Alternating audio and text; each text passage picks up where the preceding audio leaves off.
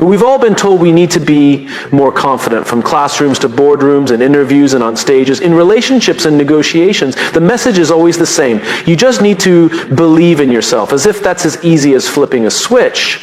But here's a question I want to ask you. Why does confidence matter? Not how do we get it, not what does it look like, but why?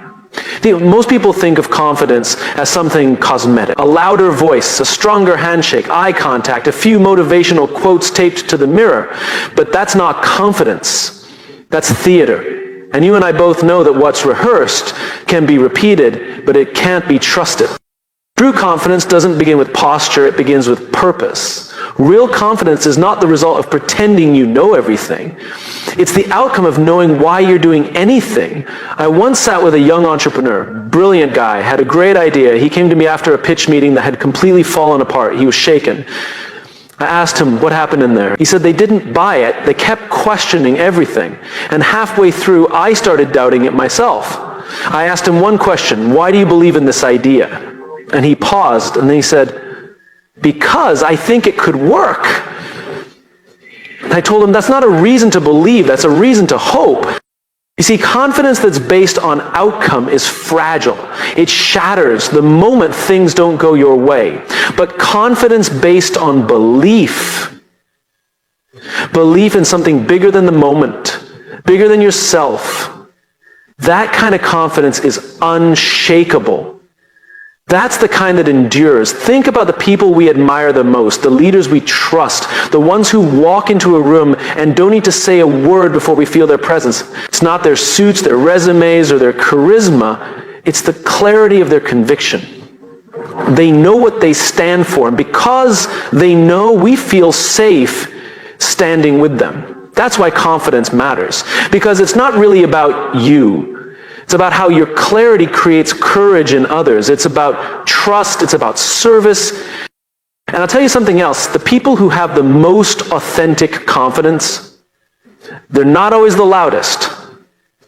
They're not the ones posting the most or talking the most or showing off the most. No, usually they're the quiet ones. The ones whose actions speak for them. The ones who don't need to prove anything because their purpose already is something. I remember sitting down with a combat veteran a few years ago. He told me that the bravest soldiers he served with were rarely the ones with the most muscle. It was the ones who had the most clarity. They knew exactly why they were there. They weren't fearless, they were faithful. Faithful to something beyond themselves. To their team, their mission, their cause. And that's what confidence is, not fearlessness, faithfulness. There's a story I love about a young teacher who was terrified on her first day of school. Brand new, inner city classroom. She was told these kids were tough, that they wouldn't respect her, that she should be ready for a fight. She walked into that classroom with shaking hands. But instead of trying to assert her authority or win them over with rules and warnings, she did something unexpected. She wrote one question on the board: why are we here? The kids didn't answer right away, but then slowly they started talking, and it wasn't about grades or exams, it was about their lives, their dreams. One kid said, to prove people wrong. Another said, to survive. Another said, to find out if I matter. The room changed, and so did she.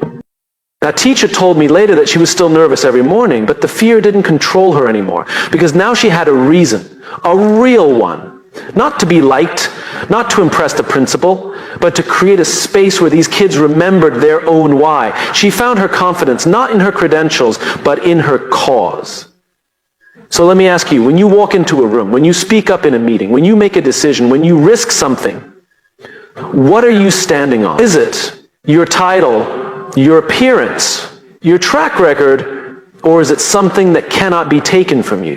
We think confidence is about having the right answer. It's not. Confidence is about asking the right question and being brave enough to stand in that question until your life begins to answer it for you. The question is always why. Not why in theory, not a mission statement framed on a wall, but but the kind of why that makes you cry when you say it out loud, the kind of why that gets you out of bed when everything else says stay under the covers, the kind of why that keeps you humble when things go right and keeps you grounded when things fall apart. I've met executives who command attention but have no confidence, and I've met janitors who walk with the dignity of kings. The difference isn't talent, it isn't status. It's whether or not they've decided to live for something that matters. Confidence is not the voice that says, look at me. It's the presence that says, I see you. It's not bravado. It's belief. It's not noise, it's knowing. And the only way you get that knowing, the only way you create the kind of confidence that doesn't crack under pressure, is to begin with one honest, sometimes difficult, but always essential question. Why are you here? Start there. Start with why. We have this myth that confidence is something people are born with. That some people just have it, like it's coded into their DNA. You've heard it, right? She's just naturally confident. He was always like that. But let me ask you something. If confidence is a trait, fixed and inherited, why does it disappear when life falls apart? Why does it crack under pressure? Why does someone who was once confident suddenly question everything? That's because confidence is not a trait. It's not permanent. It's not given. Confidence is a practice. It's built, not born. And more importantly, it's built daily. Think of it like this. Nobody walks into a gym for the first time and lifts 300 pounds. Strength doesn't work that way. It takes reps, struggle, discipline. You don't gain confidence by waiting for the moment when you feel ready. You gain confidence by moving even when you're not, by taking the step before you know where it's leading. I once spoke to a woman who had just finished her first marathon. She was 52. She wasn't an athlete. She had never run more than a mile in her life. And I asked her, when did you start feeling like a runner? And she said, the first time I ran in the rain. I laughed a little and asked her what she meant. She said, anyone can run when it's sunny and perfect, but that day it was pouring. Everything in me said, stay inside, but I ran anyway. That's when I knew I wasn't just doing this, I was this. That's practice. Confidence comes from the moments when you move forward even when it's uncomfortable, when you show up even when it's inconvenient, when you speak even when your voice shakes. It's not the absence of doubt, it's the decision to act in the presence of it. I remember a leader who told me that the turning point in his career didn't come when he landed the promotion or when the numbers finally went up. It came when he told his team, I don't have all the answers. For years, he believed his job was to have it all figured out. But what he learned and what changed everything was that his people didn't need perfection. They needed presence. And when he stopped pretending, they started trusting. That's when confidence showed up. You see, we confuse perfection with power. We confuse performance with presence. But confidence isn't a show. It's a signal. It signals to the people around you, I'm here, I'm honest, I'm trying. That's powerful because it invites others to do the same. And that's why confidence is something we practice. Not because we'll ever do it perfectly, but because every time we practice, we grow. Every time we lean into the discomfort, we build a kind of inner muscle. Every time we honor our word to ourselves, whether it's waking up when we said we would, making the call we were afraid to make, or finishing the thing we wanted to quit, we are wiring trust. And confidence is at its core a form of self-trust. That's the part we forget. Confidence doesn't begin when people believe in you. It begins when you believe you'll show up for yourself no matter what. There's a reason athletes train in all conditions. Not just when the weather is good. Not just when the cameras are on. Because if you only perform when the circumstances are perfect, you'll never be ready when it counts. Confidence works the same way. It's not what you do when people are watching. It's who you are when no one is. And yet, most people wait. They wait for the right moment. The right mindset, the right level of clarity, the right version of themselves. But here's the truth. Confidence doesn't come before the leap. It comes because of it. There's a story I'll never forget about a young woman who was terrified of public speaking. Her hands would shake, her stomach would twist, her voice would go dry, but she knew she had a message to share. So she made a deal with herself. She would give one short talk every week for a year, no matter how small the audience, no matter how much she stumbled. And she did. The first one was awkward. The fifth wasn't much better. But by week 20, something changed. She told me, I stopped performing and I started connecting. She didn't wait for confidence to appear. She practiced it into existence. And that's the message I want you to hear. Confidence is not an achievement. It's a habit, a daily one. It's not about how loud you are. It's about how consistently you keep showing up. Confidence is built when you do hard things without needing to be the best. When you speak the truth without needing applause. When you take responsibility even when it would be easier to run. That's what makes it unstoppable. Because when confidence is a trait, you're always afraid to lose it. But when it's a practice, you know how to rebuild it. So if you're waiting for the nerves to disappear, for the path to be clear, for the voice inside to sound stronger, I want you to stop. I want you to start wherever you are. Say the thing. Raise your hand. Apply. Apologize. Try again. You don't need to feel brave to act brave. You just need to act. And then do it again. And again. That's how it works. One step, one rep, one moment of discomfort at a time. Confidence isn't given to the chosen few. It's practiced by the persistent many. So go practice. Everywhere you look, someone is offering a list. 5 steps to boost your confidence. 10 hacks to overcome fear. 3 rules for self-belief. And don't get me wrong, steps have their place. But steps without story don't stick. If confidence was just about instructions, we'd all be walking around with unshakable self-belief. We've had the tips. We've read the books. We've seen the motivational posts. Say, why isn't it enough? Because we don't change when we're told what to do. We change when we're reminded of who we are. You want someone to believe in themselves? Don't tell them what to do. Show them who they've been. Remind them of the moment they stood up when it was hard. Remind them of the time they said yes, even while afraid. Tell them a story that sounds like their story, and suddenly something clicks. Not because you gave them a map, but because you gave them a mirror. We're wired for narrative. Our brains, our hearts, they lean in when a story begins. We listen differently. We remember differently. Most of all, we feel differently. And confidence doesn't grow through logic. It grows through meaning. Meaning comes from experience. Experience becomes unforgettable when it's shared through story. I once sat with a young manager who told me he was struggling to lead. He said his team didn't respect him. That he felt small in every meeting. That no matter how many articles he read or advice he took, he couldn't shake the feeling that he didn't belong. So I asked him, tell me about a time when you felt proud to be part of something. He paused, then he said, my first job was in a coffee shop. I was just a barista, but the manager treated us like owners. Every decision he made, he explained it to us. When someone made a mistake, he coached, not scolded. We were kids, but we felt like a team. And right there in that moment, he remembered. Not the tactics of leadership, the feeling of leadership, the way it changed him. I said, you already know how to lead, you just forgot the story. That's what stories do. They don't teach us new things. They reconnect us to what we already know, but stopped trusting. And this is why the most powerful way to teach confidence is not to stand on a stage and list off principles.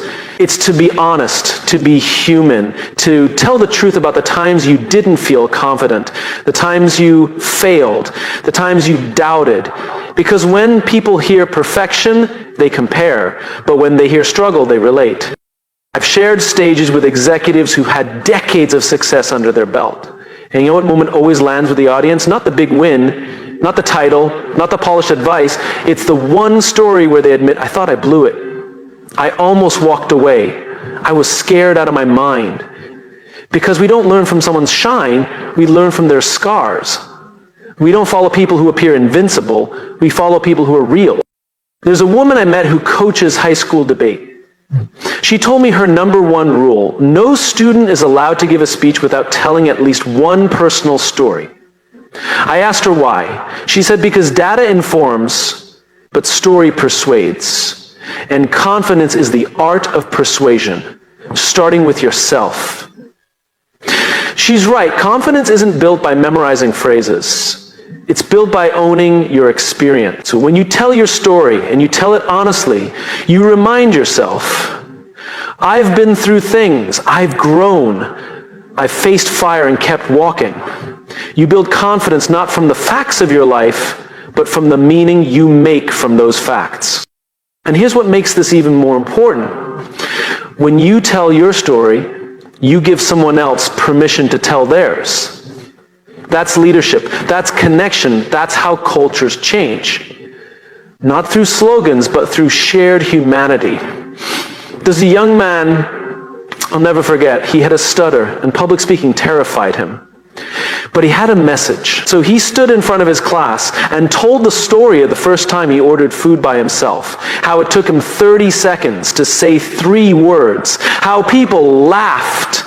How he went home and didn't speak for 2 days, but then the next week he tried again and again, until one day the cashier didn't look away. He smiled. He said, "That's when I realized I don't need to be perfect to be heard." You could hear a pin drop in that room. Not because he had crafted the perfect speech, but because he let them into his truth. That's the key. When we try to teach confidence, we often do it from the outside in. Change your posture, change your tone, change your clothes. But when we tell our stories and invite others to tell theirs, we build confidence from the inside out. You want to empower someone? Don't give them a script. Give them a stage. Let them speak their experience. Let them find strength in the very things they thought disqualified them. Confidence doesn't grow in isolation. It grows in community, in connection, in storytelling. So the next time you want to teach confidence to your child, to your teen, to yourself, don't start with steps, start with story. Your story. The one you think isn't impressive enough. The one that still makes your voice catch, because that's the story that someone else needs to hear. Confidence is not about sounding like someone else. It's about standing in your own truth. Loud or quiet, messy or polished, as long as it's real. So tell the truth, tell the story, tell it again, and watch confidence take root, not just in you, but in everyone who hears it. We live in a world obsessed with answers. We idolize certainty. We admire people who know what they're doing. And so when someone struggles with confidence, our instinct is to rush in with advice, to solve their discomfort with instruction, to fix their fear by telling them exactly what to do. But here's the thing. Confidence doesn't grow when someone gives you answers. Confidence grows when someone asks you a question that makes you think, because instruction tells you what they know, but a question invites you to discover what you believe. I once met a young man who had just taken a job leading a team twice his age. Smart guy, great potential. But after 3 months, he was burning out. He told me he felt like an imposter every day, that he kept trying to prove himself, to have all the answers. I asked him, "Why do you feel like you need to be the smartest person in the room?" He looked at me, confused at first. Then he said, "Because if I'm not, they won't respect me." I said, "What makes you think respect is based on knowing everything?" He paused. "Because that's how I was trained. That's how I saw my last manager act. I didn't give him advice. I didn't correct him. I just kept asking." And as we talked, he realized the real source of his anxiety wasn't the job. It was the belief that he wasn't allowed to be curious, only certain. That's what questions do. They don't change your circumstances. They change the way you see yourself inside them. Confidence isn't about having fewer questions. It's about being less afraid of them. I remember hearing about a teacher who started every semester with one phrase written on the board. What do you wonder about? Not what do you know, not what are your goals, but wonder. And she said it changed the way her students showed up. They weren't there to be filled with information. They were there to explore, to investigate, to connect the dots between their lives and the world around them. That space where curiosity replaces performance, that's where confidence starts to breathe. Because when someone asks you a real question, not one designed to test you, but one that invites your voice, it tells you that your perspective matters. That your thoughts have weight, that your experiences mean something. And that's the foundation of confidence, the belief that your view of the world is valid. We've all had those moments when someone we admire asked us a thoughtful question. And not just to be polite, but because they genuinely wanted to hear what we thought. Do you remember how that felt? It didn't just make you feel seen, it made you stand a little taller. Speak a little more clearly. It reminded you that you have something to offer. That's why great leaders don't rush to give direction. They create space for discovery. They ask the kinds of questions that don't just guide people to the right outcome, they guide them to own the outcome. I once worked with a startup founder who told me she learned more from asking, "Why does this matter to you?"